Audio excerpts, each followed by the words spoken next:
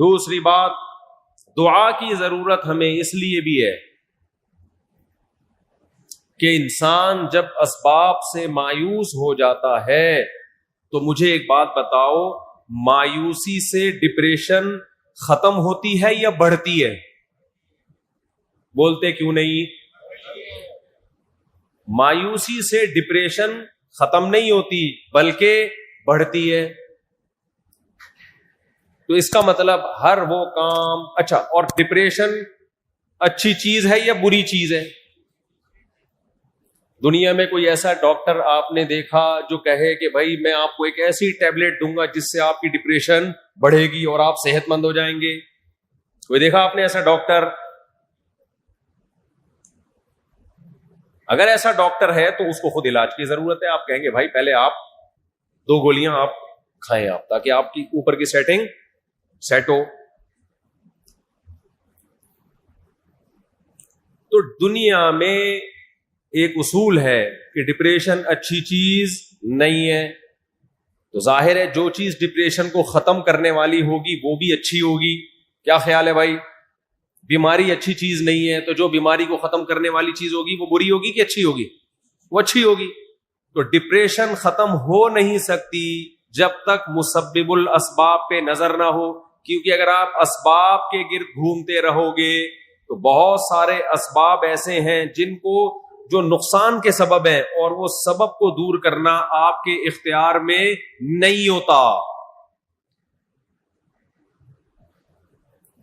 دیکھو کتنے لوگ مجھے بتاتے ہیں کہ ہم پیسہ کمانے کی کوشش کر رہے ہیں، آ ہی نہیں رہا، ہر طرح سے تجربہ کر کے دیکھ لیا، پیسہ نہیں آ رہا، ڈپریشن میں جا رہے ہیں۔ کہتے سارے کاروبار کر کے دیکھ لیے، ساری ملازمتیں کر کے دیکھ لی، پھر بھی نہیں آ رہا، اسباب سارے فیل ہو گئے۔ تو اگر اسباب میں اس کو خوش کرنے کی صلاحیت ہوتی، ڈپریشن دور کرنے کی صلاحیت ہوتی، تو ایسے لوگ جن کے سارے اسباب فیل ہو گئے وہ کبھی خوش رہ سکتے ہیں؟ بولتے کیوں نہیں؟ ناممکن ہے میرے بھائی۔ تو میرے بھائی دعا کی ضرورت ہمیں اس لیے بھی ہے کہ ہمیں یہ یقین ہونا چاہیے کہ کوئی ایسی ذات ہے جو کچھ کرنے کے لیے کسی سبب کی محتاج نہیں ہے۔ دیکھو حضرت مریم کتنی ٹینشن میں تھی جب اللہ نے ان کو بغیر شوہر کے بیٹا دے دیا، سخت ٹینشن میں تھی کہ نہیں تھی؟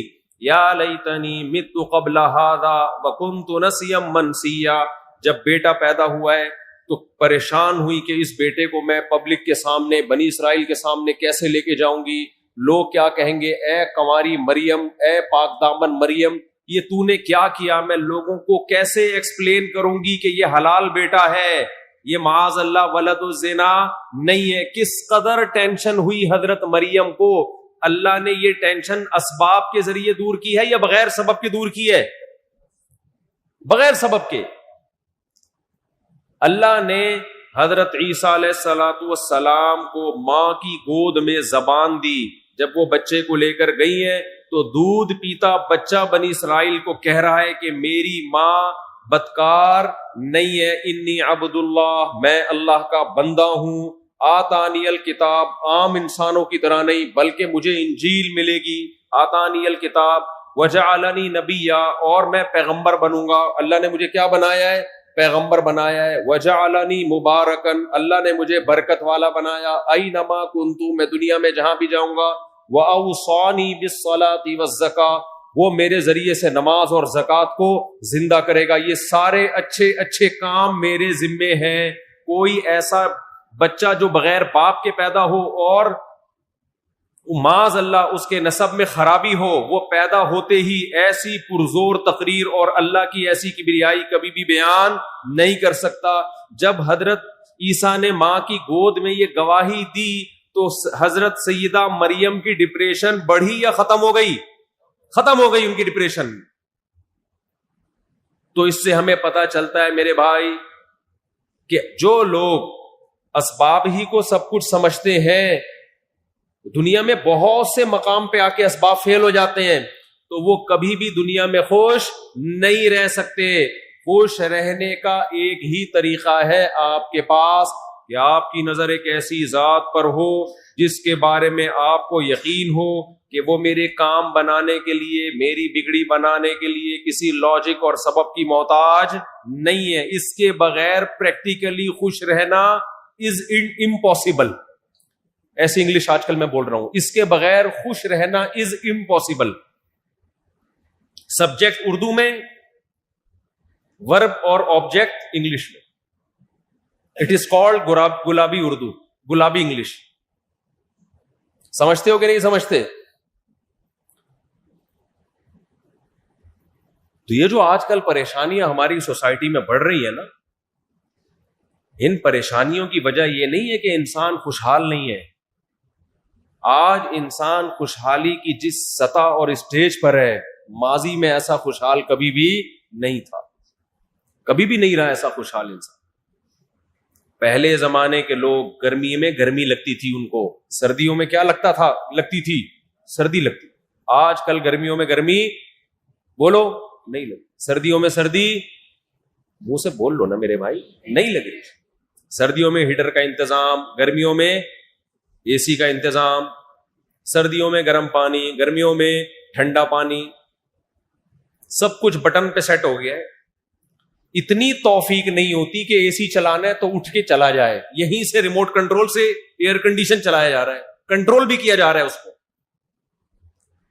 ٹینشن فری زندگی آج کے انسان کی، اس کے باوجود فل آف ٹینشن. کیونکہ نظر کس پر ہے؟ مادی چیزوں پہ، اسباب پہ.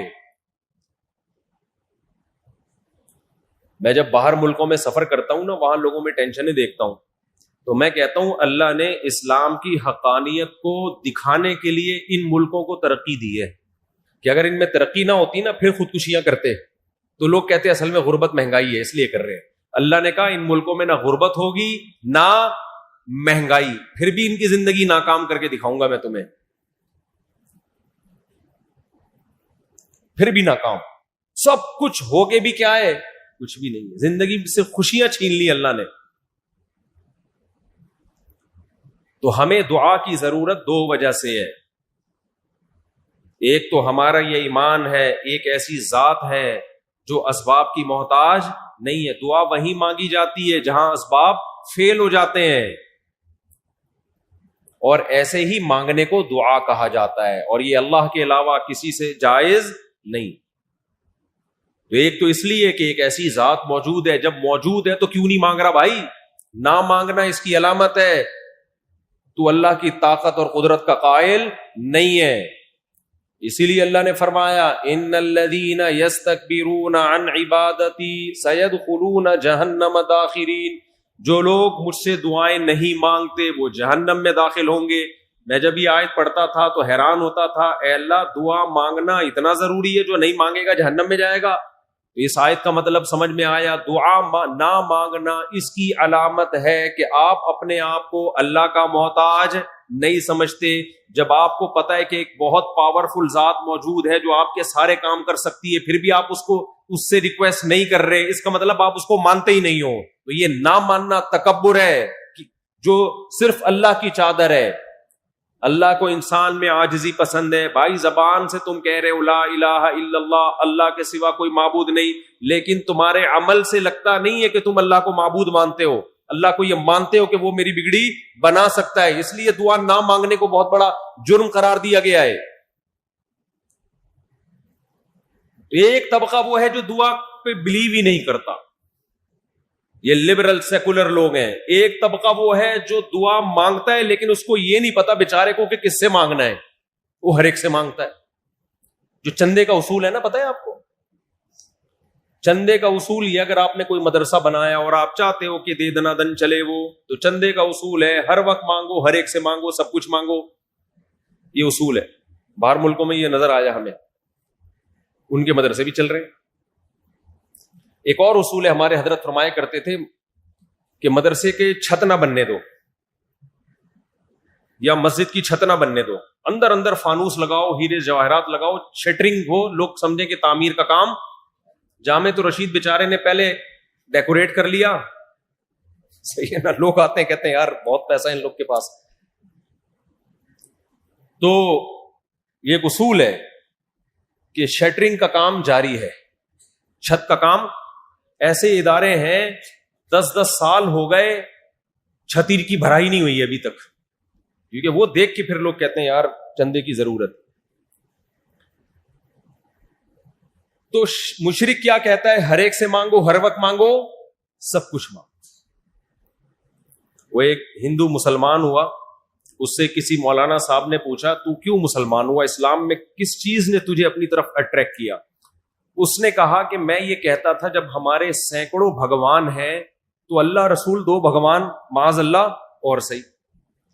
ارے بھائی ہم اللہ رسول کو معاذ اللہ نقل کفر یہ حیثیت تھوڑی دیتے ہیں. اس نے کہا جب 2 اور ایڈ کر دیتا ہوں میں اس میں.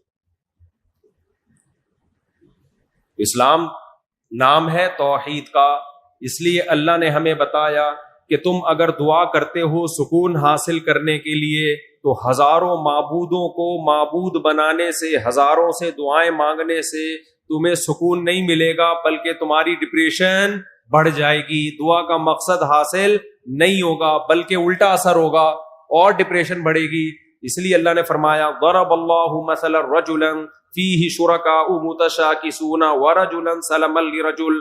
بتاؤ جس کے ہزاروں معبود ہو, کبھی مزار پہ جا کے سجدہ کر رہا ہو, کبھی بت کے سامنے سجدہ کر رہا ہو, کبھی کسی پیر کے سامنے سجدہ کر رہا ہو, جس کے ہزاروں معبود ہو وہ سکون میں ہوگا یا جس کا صرف ایک مولا ہو, ایک معبود ہو؟ تو دنیا میں آپ کے 4 باس ہونا کمپنی میں, وہی ڈپریشن کے لیے کافی ہیں. ایک ساس ہوتی ہے, بہویں بہت ساری ہوتی ہیں, ساس ہمیشہ کتنی ہوتی ہیں؟ ایک. باس ہمیشہ کتنے ہوتے ہیں؟ بولو. ایک. آقا مولا کتنے ہوتے ہیں؟ ایک. تو جس کے اوپر بھی ایک سے زیادہ لوگ حاکم بن جائیں, وزیر اعظم بھی ایک ہوتا ہے, صدر بھی ایک, آرمی چیف بھی ایک, جو حاکم اعلی ہے ہمیشہ کتنے ہوتے ہیں؟ وہ ایک. ایک سے زیادہ ہوں گے آپ کی ٹینشن کم ہونے کے بجائے بڑھے گی. تو معبود بھی کتنے ہوتے ہیں میرے بھائی؟ ایک. ہمیں پتا ہے جو مانگنا ہے اللہ سے, جب مانگنا ہے اللہ سے, سب کچھ کس سے مانگنا ہے؟ اللہ سے. اللہ کے سوا کسی سے نہیں. اس میں سکون ہے, اس میں اطمینان ہے.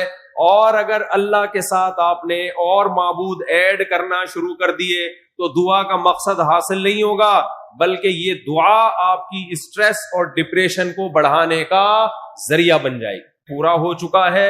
اس موضوع پر پھر موقع ملا مزید بات کروں گا. یہ دعا بہت اہم چیپٹر ہے. اسلام کا ہم پر احسان ہے کہ کس سے مانگنا ہے یہ بھی بتا دیا, اور مانگنے کی فضیلت کیا ہے یہ بھی بتا دیا, نہ مانگنے کی وعید کیا ہے یہ بھی بتا دیا, کیا مانگنا ہے یہ بھی بتا دیا, اور مانگنے کا طریقہ کیا ہونا چاہیے یہ بھی ہمیں بتا دیا, کن الفاظ سے مانگنا ہے یہ بھی بتا دیا, مانگتے ہوئے کیفیت کیا ہونی چاہیے یہ بھی بتا دیا. اس سے زیادہ کامل اور جامع مذہب کوئی دنیا میں ہو سکتا ہے میرے بھائی؟ تبھی تو ہم کہتے ہیں اسلام کو دوسرے مذاہب سے آپ کمپیئر کرو گے تو آپ کے پاس پریکٹیکل لائف میں چلنے کے لیے اسلام کے علاوہ کوئی آپشن بچے گا ہی نہیں. گائیڈنس ہے ہی اسلام کے پاس. کہ میں نے بیان میں یہ بات کہی کہ اسباب نہ ہو تو اللہ سے دعا مانگنی چاہیے. کہہ رہے ہیں اگر اسباب ہوں, اختیار نہ کر پا رہا ہو, وہ اسباب محنت نہ کر پا رہا ہو, تو اللہ سے دعا مانگنی چاہیے. بالکل. پھر بھی وجہ اس کی ہے کہ اسباب ہوں لیکن اختیار نہ کر پا رہا ہو تو اس اسباب ہونے نہ ہونے کا فائدہ نہیں ہے. پھر یہ ایسا ہی ہے جیسے نہیں ہے اسباب.